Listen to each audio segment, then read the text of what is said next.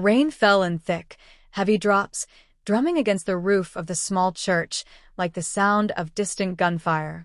Sergeant Elijah Carter stood motionless at the entrance, his military dress uniform soaked through, the medals on his chest glinting faintly under the gray sky. His dark eyes were fixed ahead, unblinking, as if staring through the world itself. Today was the day they would bury his wife, Tasha. Elijah was a man who had known war. 3 tours overseas. Firefights in crumbling cities. The screams of his brothers echoing in his dreams. But none of that had prepared him for this. None of it had armored him against the hollow, endless ache of losing her. Tasha had been his light, the one who made him believe in home again after all the blood and sand. She had been laughing on the sidewalk, holding grocery bags, when the car swerved. The impact had thrown her 20 feet. The driver, a police officer named Dan Riggs, had staggered out smelling like whiskey. He never spent a night in jail. Now, as mourners filed into the church, Elijah clenched his fists at his sides. His knuckles turned white. He could feel Jamal, his 10-year-old son, pressed against his leg, small fingers gripping his hand like a lifeline. The boy hadn't spoken since the accident. Then Elijah saw them. A line of police cruisers rolled up, lights off but their presence as loud as a shout. Officer Riggs stepped out, adjusting his belt, his mouth curled in something too smug to be a frown. He surveyed the funeral crowd like they were a problem to be managed. Elijah's blood turned to ice. Riggs met his gaze and didn't look away. The message was clear. Asterisk, you don't get to be angry. You don't get to fight back. Asterisk. But Elijah Carter was a soldier. And soldiers knew one thing above all else. Some battles weren't chosen. They were forced upon you. And when that happened, you didn't retreat. You held the line. The rain kept falling. The church doors stood open. The whispers of the crowd rose like a tide. And in that moment, before the storm truly broke, Elijah made a silent promise. Not just to Tasha, but to himself. This wasn't over. It was only beginning. The air inside the church was thick with the scent of flowers and the low murmur of prayers. Elijah Carter stood beside his wife's casket, his hand resting on the smooth, polished wood. Jamal clung to his side, his small face buried in the fabric of Elijah's uniform. The boy hadn't cried, not once. He just held on, as if letting go would mean losing his father too. Outside, the rain had slowed to a drizzle, but the tension hadn't eased. The police were still there, lingering near their cruisers, their presence like a shadow over the mourners. Officer Dan Riggs leaned against his car, arms crossed, watching the funeral with a smirk that made Elijah's blood boil. Elijah had spent years learning control. In the Marines, losing your temper could get you killed. But this wasn't war. This was his wife's funeral. And Riggs had no right to be here. He bent down to Jamal. "Stay with Grandma," he whispered, his voice rough but gentle. The boy nodded, letting go of his hand and moving to his grandmother's side. Elijah straightened, took a deep breath, and stepped outside. The moment his boots hit the wet pavement, Riggs pushed off the car and sauntered toward him. "You causing trouble, Carter?" he asked, his tone mocking. Elijah kept his voice low. "This isn't the place." Riggs chuckled. "Oh, I think it's exactly the place. You think you're special because you wore a uniform? You're nothing." The words hung in the air, heavy and poisonous. Elijah's hands curled into fists, but he didn't move. He wouldn't give Riggs what he wanted. Then Riggs reached for his belt. Elijah saw it coming, the glint of metal, the way Riggs' fingers closed around the taser. He had half a second to react, but before he could step back, the prong struck his chest. Pain exploded through him. His muscles locked. His vision blurred. He hit the ground hard, his body convulsing as electricity coursed through him. Gasps and screams filled the air. Someone shouted for help. Jamal's voice, high and terrified, cut through the noise. "Daddy!" The world spun. Elijah couldn't move, couldn't speak. But he could hear Riggs' laughter, the click of a phone camera, the sound of his own heart pounding in his ears. And then, As the shock faded and darkness crept in at the edges of his vision, one last, clear thought. This isn't over. The world came back to Elijah in fragments. First, the cold press of wet pavement against his cheek. Then the muffled voices swirling around him, some shouting, some crying. Finally, the small hands gripping his shoulder, shaking him. Daddy, Daddy, wake up. Elijah forced his eyes open. Jamal's tear-streaked face hovered above him, eyes wide with terror. Around them, the funeral guests had formed a protective circle, their expressions a mix of fury and disbelief. Someone had draped a coat over Elijah's trembling body. Another person was yelling into a phone, demanding an ambulance. But Officer Riggs was gone. Elijah pushed himself up on unsteady arms, his muscles still twitching from the taser's assault. His dress uniform was ruined, mud-smeared and torn. The medals he'd earned in service of his country now hung crooked, as if even they couldn't believe this betrayal. Where? Elijah's voice came out ragged. He cleared his throat, tried again. Where is he? A young woman holding a still recording phone answered. They left. Just drove off like nothing happened. Her hands shook as she showed him the footage. There it was, Riggs laughing as he holstered his taser, casually walking back to his cruiser like he'd just given a parking ticket. Something inside Elijah snapped. Not in the way of breaking, but in the way of a steel trap clamping shut. He reached for his own phone with still trembling fingers. The number he dialed wasn't 911. It wasn't a lawyer. It was a number he hadn't called in years, but knew would be answered on the first ring. The voice that answered was deep, calm, and deadly serious. Carter? Elijah didn't waste words. Marcus. I need you. They just tasered me at Tasha's funeral. The silence on the other end lasted exactly 3 heartbeats. Then, we're on the way. No questions. No hesitation. Just the unspoken promise that had bound them since Fallujah. No man left behind. As Elijah hung up, the first sirens wailed in the distance. Not ambulances. Police cruisers. More of them. Coming back. Jamal pressed against his side. Daddy? What's happening? Elijah stood, pulling his son close. He looked at the terrified faces around him, ordinary people who'd come to mourn, now caught in something much darker. Get everyone inside, he told the minister. Now. Because Elijah knew what was coming, knew who was coming, and when his brothers arrived, heaven help anyone who stood in their way. The church doors slammed shut behind the last of the mourners, sealing them inside like a tomb. Elijah stood framed in the arched doorway, his broad shoulders blocking the flickering candlelight from within. Outside, the rain had stopped, leaving the parking lot slick and shining under the pale glow of streetlights. In the distance, the wail of approaching sirens grew louder. Elijah didn't flinch. His hands, still trembling slightly from the taser's assault, now moved with deliberate precision as he straightened his ruined uniform. Each medal he adjusted represented a battle survived, a testable past. The Silver Star, the Purple Heart, the Navy Cross. They weren't decorations. They were promises. Promises that tonight would be kept. Jamal tugged at his sleeve. Daddy, who did you call? Before Elijah could answer, the first police cruiser skidded into the lot, its tires spraying gravel. Then another. And another. 6 vehicles in total, forming a semicircle around the church steps. Officer Riggs stepped out of the lead car, his smirk wider now, emboldened by reinforcements.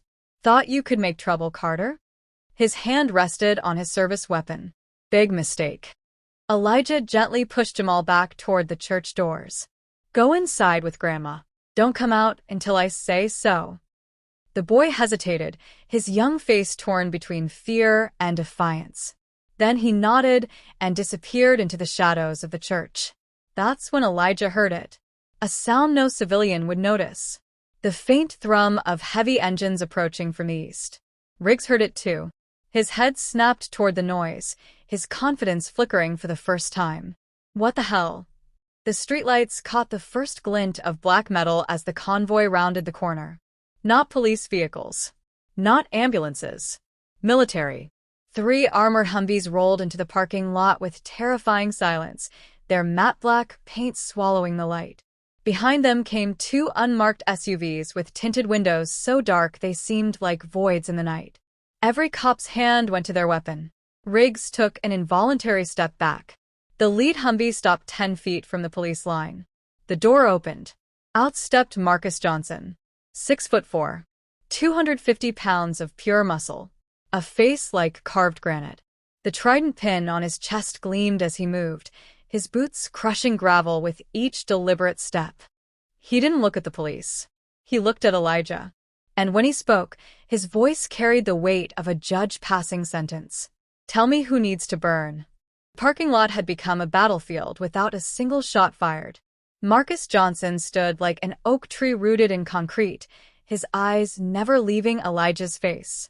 Behind him, 12 more SEALs emerged from the vehicles, moving with the quiet precision of men who had cleared buildings in Fallujah and mountains in Afghanistan. They didn't brandish weapons. They didn't need to. Their presence alone made the air crackle with tension. Officer Riggs' hand twitched near his holster. His smirk had vanished, replaced by something Elijah recognized all too well from the war. Fear. The kind that turns a man's bowels to water. Elijah stepped forward, his voice calm but carrying like a rifle shot in the sudden silence. That one. He pointed at Riggs, and every badge standing behind him. Marcus nodded once. That was all it took. The SEAL team moved as one organism. 3 men secured the perimeter. 4 others positioned themselves between the police and the church. The remaining 5 advanced on Riggs' group with the relentless momentum of a tide coming in. The police chief, a paunchy man with sweat staining his collar, found his voice. You can't do this. We have jurisdiction. Marcus was in his face before he finished speaking. You lost jurisdiction when you let your dog attack a decorated Marine at his wife's funeral. His words came out quiet, measured, and infinitely dangerous. Now you have one choice. Stand down. Or we stand you down. Riggs made his move then. Foolish. Predictable. His hand flew toward his service weapon. He never cleared leather. Marcus' fist connected with Riggs' jaw with a sound like a walnut cracking. The officer went down hard, his head bouncing off the pavement. Before he could blink, 2 SEALs had him pinned, zip-tie cuffs biting into his wrists. The other officers froze. In the church doorway, Jamal watched wide-eyed as his father walked slowly toward the fallen officer. Elijah's shadow stretched long across the asphalt, merging with the darkness at Riggs' feet. You took my wife, Elijah said, his voice barely above a whisper. You dishonored her memory today, but you made one mistake. He leaned down, close enough to smell the fierce sweat on Riggs' skin. You forgot who my brothers are. From the SUVs, federal agents emerged, their badges catching the light. The police chief paled when he saw the Justice Department insignias. Marcus turned to Elijah. Your call, brother. What happens now? Elijah looked at the church, where his son stood watching, where Tasha's casket waited for tomorrow's burial. Then at the agents. Then at Riggs, now sobbing on the ground. Justice, Elijah said. The real kind. And for the first time since Tasha's death, he felt the weight on his shoulders lighten just a fraction. Because tonight, the system would learn what happened when you pushed a soldier too far. Dawn broke over the cemetery in pale streaks of gold and pink, painting the rows of headstones in soft light. Elijah Carter stood alone at the freshly turned earth, his shadow stretching long across the damp grass. The uniform he wore now was clean and pressed, the metals polished to a brilliant shine. Jamal slept in the car, exhausted from the long night, finally at peace knowing justice had come for his mother. The events of the previous evening played through Elijah's mind like a film reel. The SEAL's arrival, Riggs' arrest, the federal agents swarming the police station, uncovering years of corruption buried in files and falsified reports. By midnight, the police chief had resigned. By morning, 6 officers were in custody. And Riggs would face charges that would keep him behind bars for decades. A crunch of gravel made Elijah turn. Marcus approached, his boots quiet on the path. For a long moment, The two men stood side by side, watching the sun climb higher in the sky. "You good?" Marcus finally asked. Elijah let out a slow breath. The weight that had pressed on his chest since Tasha's death hadn't disappeared, but it had shifted, become something he could carry. "Getting there," he said. Marcus nodded. He understood. Some wounds never fully healed. You just learn to live with them. The trill of a phone broke the silence. Elijah pulled it from his pocket, expecting another reporter, another request for comment on the investigation. But the number was unfamiliar. "Sergeant Carter?" A woman's voice, official but not unkind. "Speaking." "This is Senator Clayton's office. We've been following your story. We'd like to speak with you about police reform legislation. Your perspective could make a real difference." Elijah looked at Tasha's headstone, at the dates carved there, two close together. Then at the car where Jamal slept, his face finally free of fear. "I'll be there," Elijah said. Because this wasn't the end. It was the beginning of a different fight. One he would wage not with fists or weapons, but with words and laws and the unshakable determination of a man who had lost everything but refused to let others suffer the same. Marcus clapped him on the shoulder. "Need backup?" Elijah almost smiled. "Always." Together, they walked back to the car, where Jamal stirred awake, blinking sleepily at his father. Elijah opened the door and ruffled his son's hair. "Ready to go home?" Jamal nodded. For the first time in weeks, he smiled. And in that moment, Elijah knew. Tasha would be proud. The Capitol building rose before Elijah, like a monument to justice, its white columns gleaming in the morning sun. 6 months had passed since Tasha's funeral. 6 months of court hearings, of media interviews, of sleepless nights staring at the ceiling while Jamal slept soundly down the hall. But today was different. Today, Elijah would speak not as a grieving husband, not as a wronged veteran, but as a man who had turned pain into purpose. The marble floors echoed under his dress shoes as he walked the long corridor toward the hearing room. Marcus kept pace beside him, his presence a silent reminder that Elijah wasn't alone. Never would be. Reporters clustered along the edges, cameras flashing, but Elijah kept his eyes forward.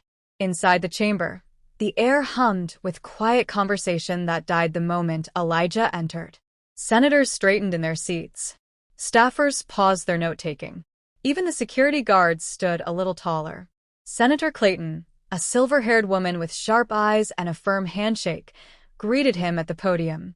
"Sergeant Carter," she said, her voice carrying through the microphone, "this committee thanks you for your courage in being here today." Elijah adjusted the microphone, his fingers brushing against the folded paper in his pocket. Jamal had drawn him a picture last night, a stick-figure family holding hands beneath a rainbow. Tasha's figure had wings. "Honorable members of this committee," Elijah began, his voice steady, "I stand before you not just as a veteran, not just as a widower, but as an American who still believes in the promise of justice." He told them everything. About Tasha's death. About the tasering at her funeral. About the systemic rot that allowed men like Riggs to operate with impunity. But most importantly, he told them about the change that had swept through his hometown since that night. "The same department that failed my family," Elijah continued, "now has body cameras on every officer. A civilian review board with real power. Mandatory de-escalation training." He paused, letting the words sink in. Because good cops deserve better. And bad cops deserve to be held accountable. For 3 hours, Elijah answered questions. He spoke of Jamal's nightmares. Of veterans struggling with PTSD who faced brutality instead of help. Of mothers afraid to let their children play outside. When he finished, the room stood in silent tribute. Senator Clayton wiped her eyes discreetly. Even the hardened press corps sat motionless. Outside, spring blossoms drifted on the breeze as Elijah emerged into the sunlight. Jamal waited on the steps with Marcus, clutching a small American flag his school had given him for the trip. "Did you fix it, Daddy?" he asked, so innocent in his belief that his father could mend the world's broken pieces. Elijah knelt to his son's level. "Not yet, buddy. But we made a start." Marcus handed Elijah a folded newspaper. The headline read, Carter Act gains momentum in Congress. Below it, a photo of Tasha smiled up at them, forever beautiful, forever missed. As they walked toward the waiting car, Elijah realized something. The weight he carried hadn't lessened, but his shoulders had grown stronger. And somewhere he knew Tasha was smiling too. The rain fell in gentle sheets over Arlington National Cemetery, silver droplets tracing the edges of white headstones that stretched across rolling green hills in perfect, military precision. Elijah Carter stood motionless beneath a black umbrella, his dress blues immaculate, every metal polished to a mirror shine. Beside him, 10-year-old Jamal fidgeted with his tie, his small face unusually solemn beneath the umbrella they shared. "It's okay to be nervous," Elijah murmured, placing a steadying hand on his son's shoulder. Jamal swallowed hard. "What if I mess up the words?" "You won't." Elijah squeezed gently. "And even if you do, she'd be proud of you just for trying." A uniformed aide approached through the rain. "Sergeant Carter? They're ready for you." Elijah nodded. Together, he and Jamal walked the final 100 yards to the waiting crowd, where a marble monument stood draped in an American flag. The carved letters gleamed wet in the rain. Tasha Renee Carter. Beloved wife, mother, and advocate. Justice is the work of many hands. The crowd parted silently as Elijah and Jamal took their places. Senators stood shoulder to shoulder with SEAL team members. Police reformers mingled with veterans from Elijah's old unit. Even the president had sent a representative. All gathered to honor the woman whose death had sparked a national reckoning. Senator Clayton stepped forward first. "1 year ago today," she began, her voice carrying over the hushed crowd, "a tragedy became a turning point." She spoke of the Tasha Carter Justice Act now signed into law, of body camera mandates in all 50 states, of the 37 corrupt officers convicted since Elijah's testimony. When it was Jamal's turn, the boy stood on tiptoes to reach the microphone. His voice trembled at first, then grew stronger as he read from a folded piece of notebook paper. "My mom always said that bravery isn't about not being scared. It's about doing what's right even when you are." He looked up, tears mixing with rain on his cheeks. "I miss you, Mommy. But Daddy and I are being brave." Elijah had to close his eyes for a moment. When he opened them, Marcus was at his side, pressing something cold into his hand, Tasha's dog tags, recovered from evidence and polished to a shine. The ceremony concluded with a 21-gun salute. As the final shot echoed across the hills, something remarkable happened. The rain stopped. A shaft of sunlight broke through the clouds, illuminating the monument in golden light. Later, as the crowd dispersed, Jamal tugged Elijah's sleeve. "Daddy, look." He pointed to where 3 young black boys stood awkwardly near the monument's base. The oldest couldn't have been more than 12. Elijah approached slowly. "Can I help you boys with something?" The tallest shook his head. "We just wanted to see it. The memorial.